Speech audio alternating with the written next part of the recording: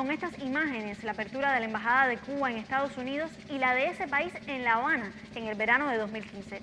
Como hecho histórico fue calificada la presencia en Cuba del entonces secretario de Estado John Kerry para presidir la ceremonia oficial de izado de la bandera estadounidense y la apertura de la sede diplomática en La Habana el 14 de agosto de 2015. Los presidentes Raúl Castro y Barack Obama en diciembre de 2014 habían anunciado públicamente la reanudación de las relaciones bilaterales y este, sin dudas, era uno de los pasos más importantes en el camino de la normalización. Sin embargo, apenas 2 años después, en junio de 2017, desde Miami, el nuevo inquilino de la Casa Blanca, Donald Trump, cancelaba el acuerdo de la administración anterior con Cuba.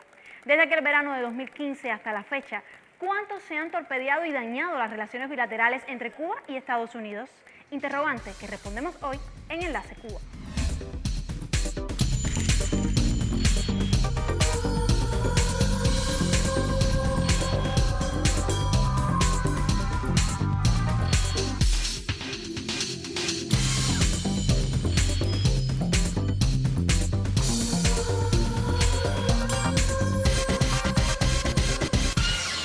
Para ubicarnos en contexto, hagamos un balance de diciembre de 2014 a enero de 2017, cuando el presidente Barack Obama pasó a manos de Donald Trump el gobierno de Estados Unidos. ¿Cuánto pudieron avanzar los vínculos entre ese país y la mayor de las Antillas?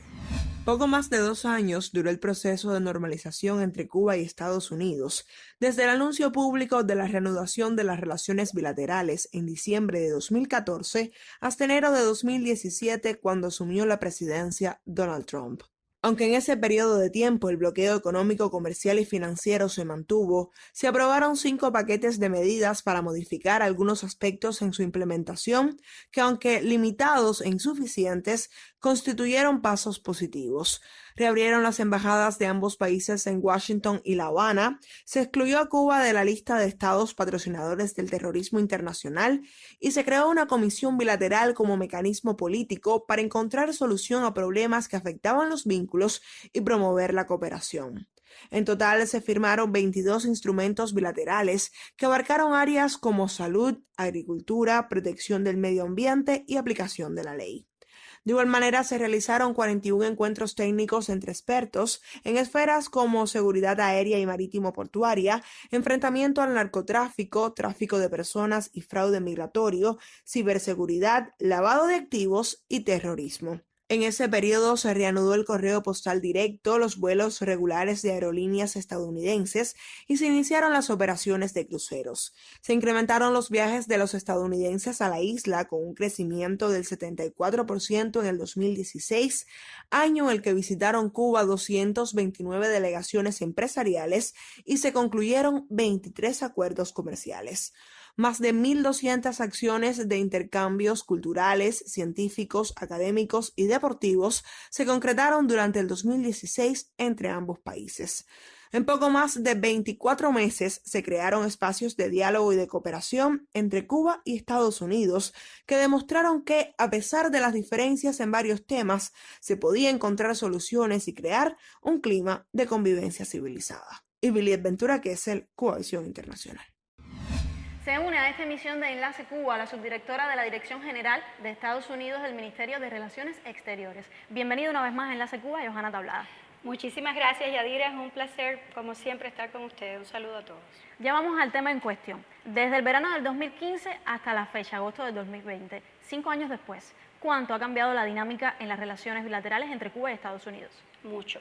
Hay un cambio sustancial y las relaciones han cambiado sustancialmente a partir de determinados hechos que se pueden nombrar o por lo menos sintetizar. En primer lugar, ha habido un desmantelamiento por parte de Estados Unidos, y estamos hablando de un grupo de decisiones unilaterales del gobierno de Estados Unidos, específicamente el gobierno del presidente Trump, que ha dado marcha atrás y revertido de manera profunda los avances que se realizaron 5 años atrás, o incluso se pueden marcar hasta el propio año 2017, con excepción de algunos puntos que quedan en la cooperación en temas como el narcotráfico o algunos temas de aplicación de la ley y los acuerdos que se establecieron entre los dos países que hoy están en vigor pero prácticamente no están operacionales y no se están aplicando, no se están implementando.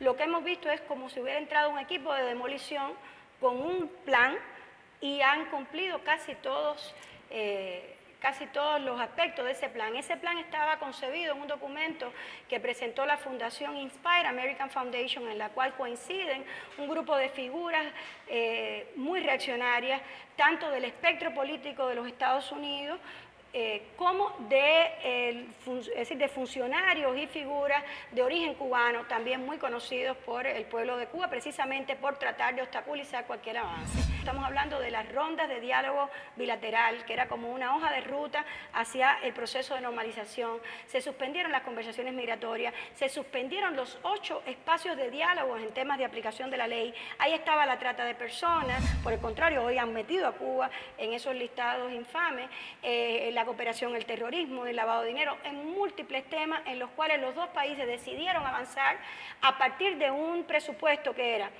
respetar las diferencias y buscar puntos en común en los cuales se podían trabajar. Es decir, que ha cambiado mucho. Hay cosas que no cambiaron también y me gustaría referirme a ellas. Es decir, no ha cambiado el objetivo estratégico histórico de los Estados Unidos, que ha sido siempre un poco más acá o un poco más allá, revertir el proceso revolucionario cubano. Pero tampoco ha cambiado el repudio internacional a la política de bloqueo. Tampoco ha cambiado el bloqueo, que Obama nunca lo cambió. Tampoco ha cambiado el consenso interno en ambos países en favor de una relación distinta.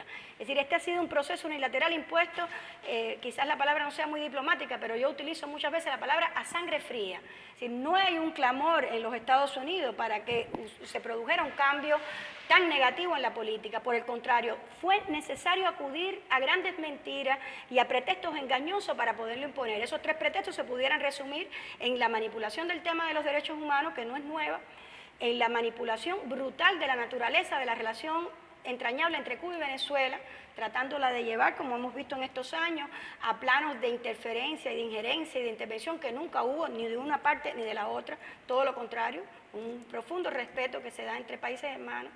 Y también hemos visto otro sello que ha sido la persecución y la demonización de la labor solidaria internacional de Cuba, que tanto, por ponerlo simplificadamente. Johanna, tomando en cuenta el camino transitado, al menos este segmento de 5 años, ¿qué dejó en claro, tanto para los que de un lado o de otro apuestan todavía por el acercamiento? ¿Cómo no? En términos académicos dirían lecciones aprendidas. En este proceso se verificaron muchas de las premisas o presupuestos que Cuba ya tenía. Es decir, por una parte, se demostró que sí es posible avanzar cuando hay voluntad política, cuando hay respeto, cuando hay reciprocidad y cuando hay un interés en encontrar puntos en común y negociar sin dañar ni renunciar a principios en los cuales se cree. No se puede hablar de normalización de Cuba y Estados Unidos bajo un bloqueo. No se puede hablar de un proceso de normalización real entre Cuba y Estados Unidos con la Helms-Burton en vigor. Aun cuando exista voluntad política, nosotros comprobamos, y por supuesto estas son cosas que sabíamos también antes de restablecer las relaciones, es decir, Cuba va a este proceso sabiendo que el Congreso de los Estados Unidos tenía una gran responsabilidad en poner fin o no al bloqueo, pero también sabíamos, y hoy lo sabemos más, que la voluntad política, en términos de alcance de voluntad política de los presidentes, se podía haber hecho mucho más si Estados Unidos hubiera querido. Y también demostró que no está bien jugar por intereses políticos con los pueblos. Se ha sufrido mucho, hay daños irreparables. Es decir, este es un proceso que en algún momento hubo aquella polémica de si es reversible o irreversible. Ya sabemos que fue reversible.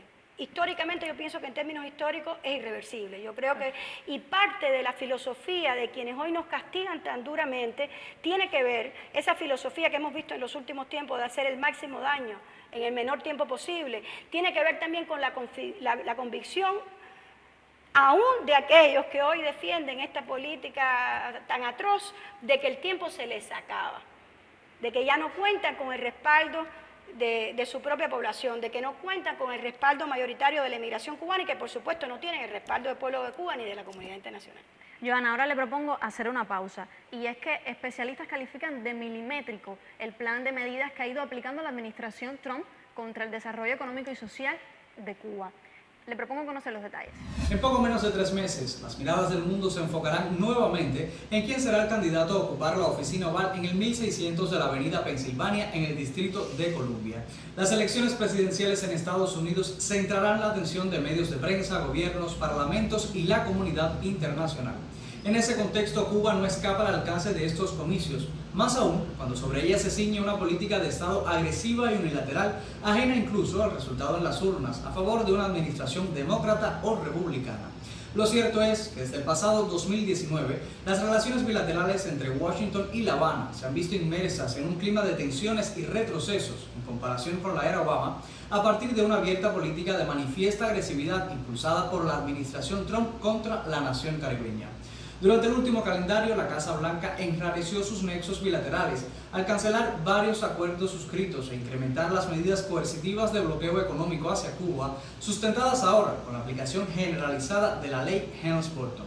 El aumento de la persecución financiera, las relaciones comerciales con la isla, las campañas de descrédito contra la cooperación médica internacionalista, los fondos y políticas de subversión, así como los intentos por obstaculizar la entrada y suministro de combustible a Cuba, formaron parte de la hoja de ruta trazada por el gobierno estadounidense en el último año para generar penurias e inestabilidad en la sociedad antillana. A estas directrices se suman otras, como las restricciones en el envío de remesas, la aplicación de sanciones por parte de la OFAC a empresas cubanas y extranjeras, la cancelación de vuelos regulares y de tipos charters y los impedimentos para las operaciones de compañías como Western Union hacia Cuba. Hoy, el futuro de las relaciones bilaterales, el impacto de las elecciones de noviembre y los silencios en torno al atentado contra la Embajada de Cuba en Washington el 30 de abril último son temas vibrantes que siguen marcando tendencias en la agenda mediática. En épocas recientes, amplios sectores de la sociedad estadounidense e incluso a lo interno de los partidos demócrata y republicano han mostrado su beneplácito por el acercamiento con Cuba, iniciado entre los años 2015-2016. Según el embajador Carlos Fernández de Cosío, encargado de los vínculos con Estados Unidos de la Cancillería de La Habana, ello supuso un paso positivo para la política exterior norteamericana y en beneficio de los intereses de unos y otros, lo que demuestra a su vez que el gobierno estadounidense y su conducta en relación a Cuba puede llegar tan lejos como le permitan estos grupos a lo interno de la Unión. Por hoy me despido, será hasta un próximo encuentro, mientras no olvide mantenerse informado. Ensucias la historia con tanta indecencia. Los pueblos del mundo tenemos conciencia. Retomamos nuestro intercambio con la subdirectora de la Dirección de Estados Unidos del Ministerio de Relaciones Exteriores, Johanna Tablada. Ya veíamos cuán agresiva ha sido la política de la administración Trump contra Cuba. ¿Cree usted que este daño ha ido más allá de lo económico? Sin dudas, sin duda. En general, la filosofía es asfixiar y hacer colapsar la economía de Cuba para tratar de ayudar a que caminen un poco más aceleradamente sus programas de cambio de régimen. Es decir, la misma filosofía del informe de Lester Mallory, de que el pueblo cubano le esté pasando tan mal que en algún momento responsabilice a su gobierno de lo que hoy está haciendo el gobierno de Estados Unidos. Y ahí el patrón ha sido presentar a Cuba como una amenaza.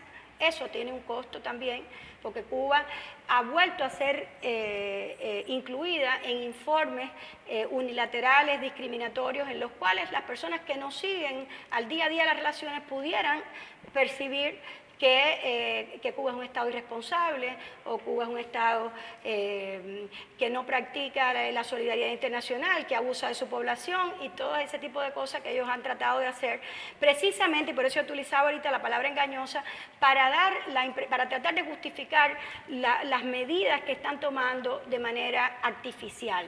Y sí, el daño, yo pienso que nunca vamos a saber su dimensión, porque hay un daño más allá de las regulaciones, estamos hablando de seres humanos, estamos hablando de 11 millones de cubanos que vieron su nivel de vida afectado porque llega un gobierno de Estados Unidos que hace el objetivo principal de su política atacar la economía del país. Es decir, hay personas que sin exagerar le llaman a eso guerra económica, hay expertos que le hablan de guerra no convencional, el tipo de medidas que se ha aplicado, pero también hay un daño espiritual. Piensen en la familia, pensemos en la familia. Este es un gobierno que empieza con un paquete de medidas que va a atacar el intercambio en todas sus esferas.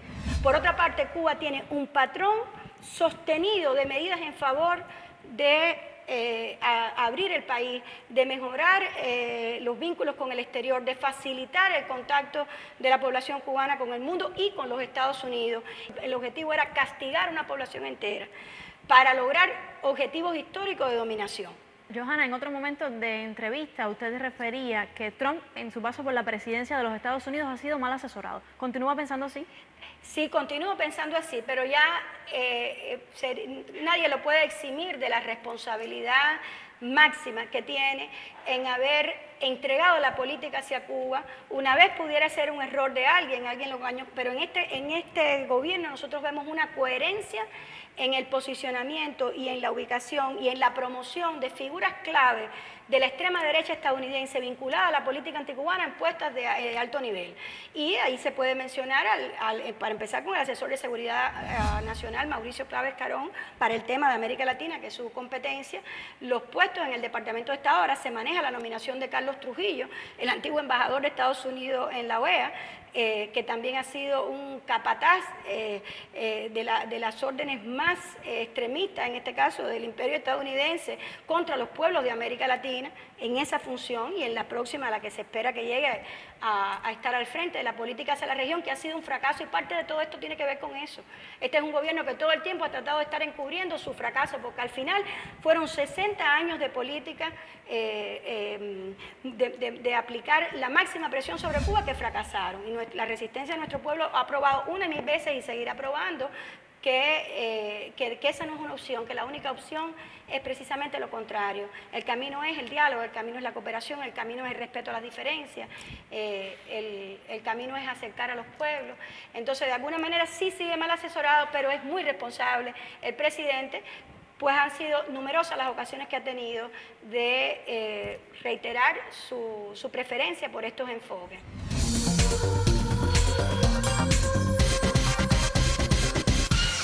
Sin embargo, aún en medio de una crisis sanitaria como la COVID-19, el gobierno de ese país intenta desacreditar en el escenario internacional e impedir el desempeño de los profesionales de la salud cubanos. La periodista Gisela Soto Navarro ha seguido bien de cerca este tema en los últimos meses. Incluso cuando se ha declarado una emergencia sanitaria a nivel global, la actual administración de Estados Unidos refuerza su campaña contra la cooperación médica internacional de Cuba. Una vez más ha presionado para que países soberanos dejen de solicitar ayuda en el enfrentamiento a la COVID-19 al alegar que los profesionales cubanos de la salud son falsos médicos o víctimas de trata de personas. Escuchemos cuál es el llamado que en plena pandemia realiza el Departamento de Estado. Coming back to our hemisphere, we've noticed how the regime in Havana has taken advantage of the COVID-19 pandemic to continue its exploitation of Cuban medical workers. We applaud leaders in Brazil and in Ecuador and Bolivia and other countries which have refused to turn a blind eye to these abuses by the Cuban regime, and ask all countries to do the same. A pesar de toda esta campaña de descrédito, Cuba ha recibido solicitudes de cooperación médica de diferentes gobiernos y sin detenerse a evaluar coincidencias políticas o ventajas económicas, hasta el momento ha enviado 45 brigadas del contingente Henry Reed a 38 países para combatir el nuevo coronavirus, pues ante la actual crisis ratifica que son tiempos de entender la salud como un derecho humano. Escuchemos. Nada impedirá que mi país siga practicando la solidaridad que desde hace más de 60 años define a nuestra revolución. No lo hará el recrudecimiento del bloqueo económico, comercial y financiero que nos ha impuesto el gobierno de los Estados Unidos, y mucho menos sus ataques a la cooperación internacional que Cuba brinda. Con esas elecciones, la administración norteamericana solo persigue fines políticos y pone en riesgo el acceso de decenas de millones de personas a los servicios de salud. Hoy, partidos políticos, organizaciones no gubernamentales, gobiernos, centrales obreras y personalidades agradecen a Cuba por su solidaridad. Son muchas las voces que desde todas partes del mundo reclaman la nominación del contingente Henry Reed para el Premio Nobel de la Paz en reconocimiento a su desempeño en diversas naciones frente a la COVID-19. Ya regresamos a nuestro intercambio con la subdirectora de la Dirección General de Estados Unidos del Ministerio de Relaciones Exteriores, Johanna Tablada. Y es que ha sido evidente que el interés por la salud y el bienestar humano pueden acercar a Cuba y a Estados Unidos. Por citar algunos ejemplos en los últimos meses, y es el caso de la resolución aprobada por el Buró de Supervisores de la ciudad de San Francisco, específicamente para estrechar relaciones con Cuba y cooperar por todas estas cuestiones generadas por la COVID-19. Y también tenemos el interés de los centros de salud norteños por la vacuna cubana contra el cáncer de pulmón. ¿Imagina usted un futuro así de intercambio y respeto? ¿Es posible? Trabajamos para eso todos los días, hace muchos años. Y de hecho el proceso al que se llega en el año 2014 entre Cuba y Estados Unidos también es fruto de décadas de Cuba apostando por demostrar que sí era posible avanzar. No existe prácticamente ningún escenario en el que han coincidido contrapartes de Cuba y Estados Unidos con buena fe y con temas de interés común donde no haya resultado algo útil y provechoso.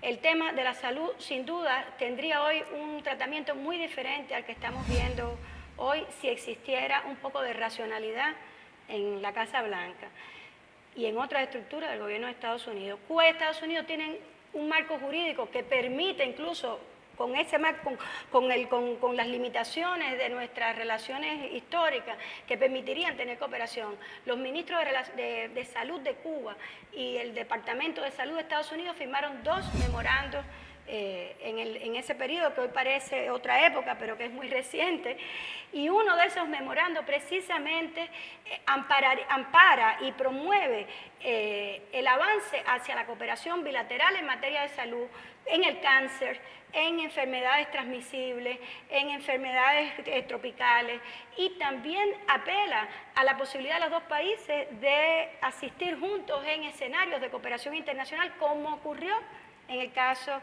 del ébola. Ya casi al concluir nuestro intercambio, Johanna, queríamos conocer qué escenarios visualiza la Cancillería cubana ya casi ahí a las vistas de unas elecciones estadounidenses en noviembre próximo. No voy a resistir la tentación de comentarte pronósticos o entrar a dirimir quién va a ganar esas elecciones. Ya hoy se sabe que los candidatos que tienen más posibilidades es decir, en este caso el candidato demócrata que tiene más posibilidades de resultar candidato es Joe Biden, pues es el único ya en la contienda, y por su parte está de incumbente el presidente de los Estados Unidos. Pero no voy a entrar ahí, los estadounidenses tomarán esa decisión el próximo 3 de noviembre. Pero sí, en materia de escenario pudiéramos dar alguna pincelada en distintos planos. En política interna, los Estados Unidos consideramos que vamos a ver más de lo que estamos viendo hoy. No se va a resolver las diferencias que hoy son tan visibles y la polarización de la sociedad que es tan visible hoy, fruto también del extremo al que se ha llegado en los retrocesos impuestos en ese país en materia de derechos civiles, en materia de derechos sociales. Estamos hablando de un gobierno que también declaró la guerra a los avances en salud, un país donde hay 48 millones de personas sin seguro médico mal asegurado. Así llegan los Estados Unidos a la pandemia del COVID, cuya gestión ha sido trágica. Pues hay más de 150.000 personas fallecidas, la mayoría de las cuales podían haberse salvado si la gestión hubiera sido más responsable, si no hubiera estado subordinada a la demagogia electoral y al interés por un momento incluso en pasarle por encima a la realidad y hablar de otros temas. Hoy no cabe en duda de que ese tema también tendrá que ser abordado. La economía de Estados Unidos está dando señales también muy difíciles. En materia internacional veremos más asaltos al multilateralismo, como los que hemos tenido. Este es el país que se va de la UNICEF, que se retira de la Organización Mundial de la Salud cuando más lo necesita, que se retira de la UNESCO cuando también son sectores que, igual que la UNICEF, con los niños que más necesitan del apoyo de la comunidad internacional, que se retira de pactos de desarmes internacionales. Este es el gobierno del que estamos hablando. Y por último, Cuba. ¿Qué podemos esperar para Cuba? Bueno, los años electorales históricamente no han sido años buenos en las relaciones Cuba-Estados Unidos, precisamente porque todo se subordina a la política doméstica. El estado de la Florida tiene aporta 29 votos al colegio electoral, es un estado codiciado y es un estado que entra en la categoría de los llamados swing states o estados que son pendulares. Por tanto, en los diferentes cálculos de cuánto hace falta para los dos contendientes. La Florida es muy importante y el presidente Trump, por alguna razón, ha sido convencido de que para ganar la Florida requiere endurecer la política hacia Cuba. Eso implica la espiral frenética de medidas contra Cuba desde el primer día, que el año pasado totalizaron 86, y nosotros no podemos descartar que de aquí a noviembre, tratando de apelar a ese voto, a la misma vez te digo que no es tan sencillo.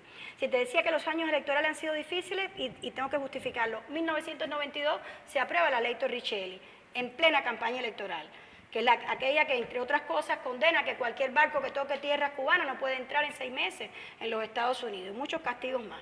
1996 se aprueba la ley Helms-Burton, que el presidente Trump ha llegado incluso a aplicarla a su máxima capacidad, en perjuicio no solo de Cuba, sino también de otros estados y, paradójicamente, en perjuicio de sus propias empresas, pues las empresas que han sido más castigadas por esta decisión, que además es ilegal, porque esta es una ley ilegal, han sido estadounidenses. De las 23 demandas, la mayoría son compañías estadounidenses, porque el derecho internacional no ampara este tipo de atropello. Así que a lo interno, en la relación Cuba-Estados Unidos, no debemos esperar ninguna mejoría, aunque te decía que ya ocurrió antes, en el gobierno de George W. Bush, que actuando bajo esa misma égida de los planes para una Cuba libre y todos aquellos instrumentos, tuvo un backfire, como se dice en inglés, es decir, tuvo un efecto contraproducente. Y quizás ya haya quien le esté diciendo a Trump, espérate un momentico,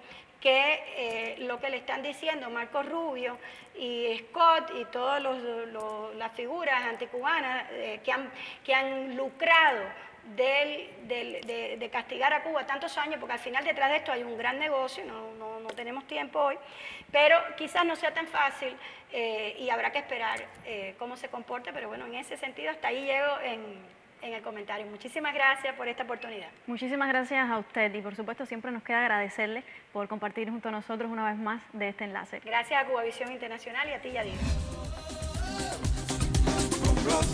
Ensucias la historia con tanta indecencia. Los pueblos del mundo tenemos conciencia. De primera mano conoció hoy en Enlace Cuba sobre el estado actual de las relaciones bilaterales entre Cuba y Estados Unidos. Recuerde que hasta nuestro próximo programa puede encontrarnos en las redes sociales y los perfiles de Cubavisión Internacional.